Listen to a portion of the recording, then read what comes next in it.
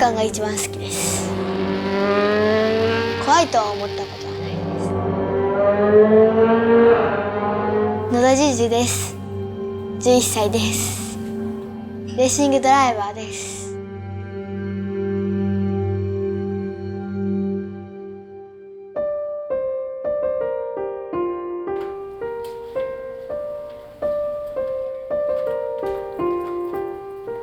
ダメよ、話して。レースを始めたのは3歳です。お父さんが F1 レーサーでかっこいいなと思ったのでレースを始めました。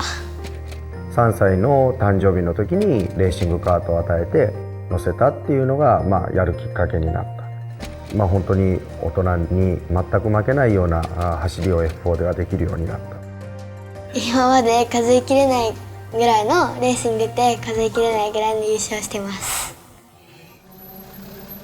次のものを与えてもまた一つの成長するチャンスとして生かすことができるぐらいの技量になってきたなっていうのを見ていて感じたので、その次のステップの F3 さらに速いマシンをですね与えたっていうのがちょうどこのタイミングだったわけですね。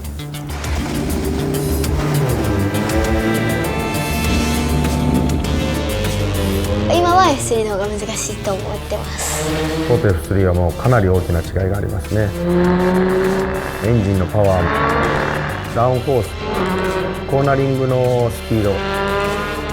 小学生で F3 に乗ったような子が世界中でいないんじゃないかなと思いますね。ここまで覚悟をしてやっている子供のレーシングドライバーっていうのは過去にはいなかったと思うし、親としては自分の子供がやりたいことを精一杯応援するだけ。別に止められるようなことは言ってない。ちょっとちゃんと気をつけてやるんだよとは言われるけど、危ないからやめてとかそういうのは言われない。全然別に明日レーシングドライバーをやめるって言ってもそれはそれだし、だから彼女がやりたいように好きなことを一生懸命やってくれるのが希望。将来の夢は、F1 レーサーになることと優勝することです。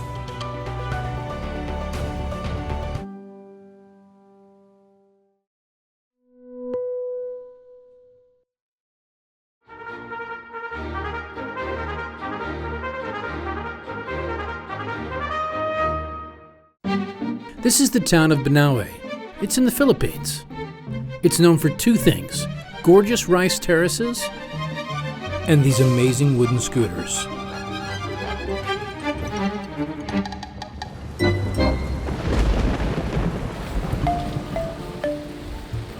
So in here, Robert, do you gain waktu hitun viewpoint Banaue Ifugao ya ohaan mun carvings mun paop hitun wooden scooter. Robert and the other men of Banaue used to carry rice and wood by hand up and down the steep hills. It took forever, so they came up with the idea of using scooters, wooden scooters. Going up to speeds of 50 kilometers per hour, they're also revered as pieces of art. Limay arko, nun lapahaan nun aman itewian maniko tagri. Okay, so photographers, get ready. Every April, you'll find the people of Banaue gathered together for the annual Mbaya Festival and its famous scooter race.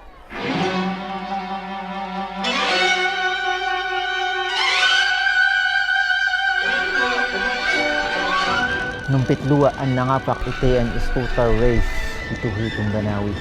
Mayap, nga't siri na nung mundugan-dugan tahi scooter. Kaya kaatataotan itewi ang scooter ya, ani ko nadawa aman ng scooter ya, yasinan makahta, kaya ki niyam amanan aman si scooter.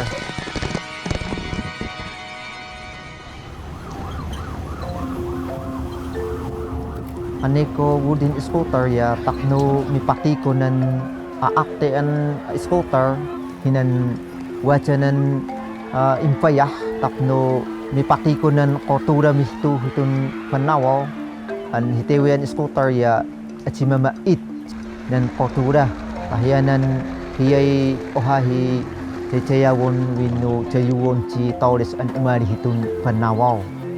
kaacimapukaw ng kultura tun Banawaw.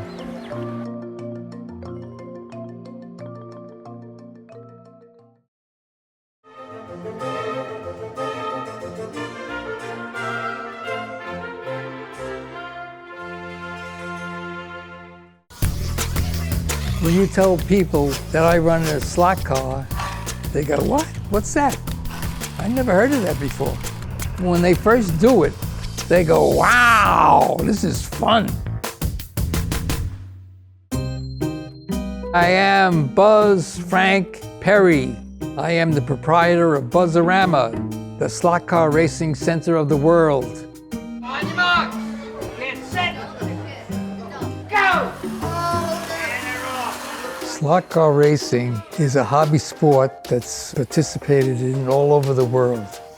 In 1965, it was my hobby.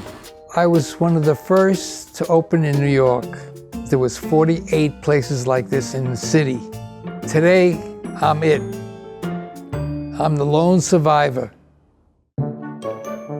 They have 12-volt DC motors in them and a guide flag that fits in the slot. And when you hit the hand controller, it energizes those lanes and gives the motor juice. The fastest cars can go upwards of 100 miles an hour. So they're like blurs now. You have to hear them.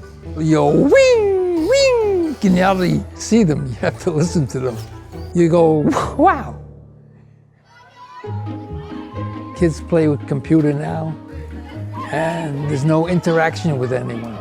Over here, they have interaction with other drivers. They compete, they congratulate each other. You learn sportsmanship. It's really great. Just watching the cars go around the tracks pumps up your adrenaline, and you get all excited, and that thrill never leaves you. You always think about it.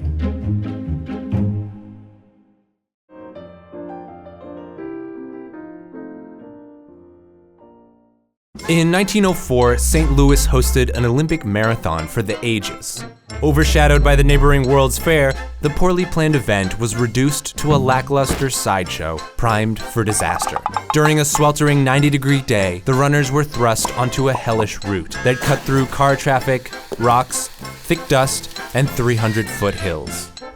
Of the 32 athletes who competed, only 14 finished. And of the 14, these are the 3 worth knowing about. Fred Lors was a fresh-faced athlete ready to make a name for himself. For 9 miles, Lors was near the front of the pack until painful muscle cramps stopped him in his tracks. Yikes. And he wasn't the only one. Almost every single racer had severe muscle cramps that day thanks to this dummy, chief event organizer and amateur scientist James Sullivan. You see, Sullivan turned the event into an experiment to grasp how purposeful dehydration affects athletes. Immune to common sense, Sullivan put a single water station at the 11th mile mark. So for 26 miles, the runners relied on one water station that was dirty and gave you dysentery. James Sullivan, what a guy. Oops. Anyway, back to Lors.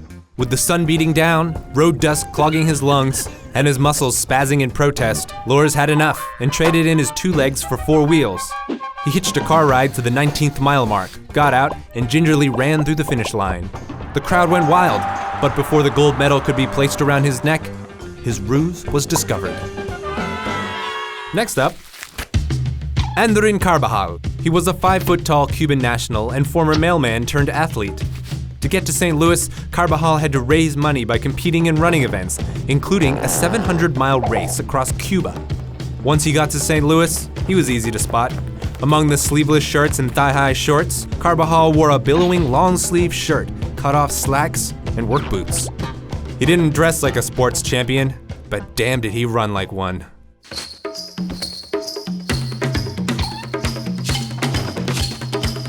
With each and every step, Carbajal charged towards the finish line. Even though his legs never gave out, his grumbling stomach did. To satisfy his hunger, he ate some apples from a nearby orchard that turned out to be rotten. So he took a little recovery nap and then proceeded to finish in 4th place. And then there's Thomas Hicks, the gold winner, the top dog, the champion, the barely standing living cadaver. You see, Hicks was so physically ill that he couldn't cross the finish line without the help of his trainers. Why? Well, back then stimulants were legal, and strychnine, a type of rat poison, was thought to have performance-enhancing properties. So during the run, his trainers gave him small doses to gain an edge. But instead of helping him, it was slowly killing him. Once Hicks was dragged across the finish line, he wasn't in a cheery mood. Having lost 8 pounds during the race, he was a hollowed-out husk of a man. The judges shrugged and gave Hicks the gold, ending the nightmare. As the crowd swooned over Hicks' disheveled body, somewhere in the stands, James Sullivan was probably sipping on a glass of fresh water, feeling proud of putting together the worst marathon ever.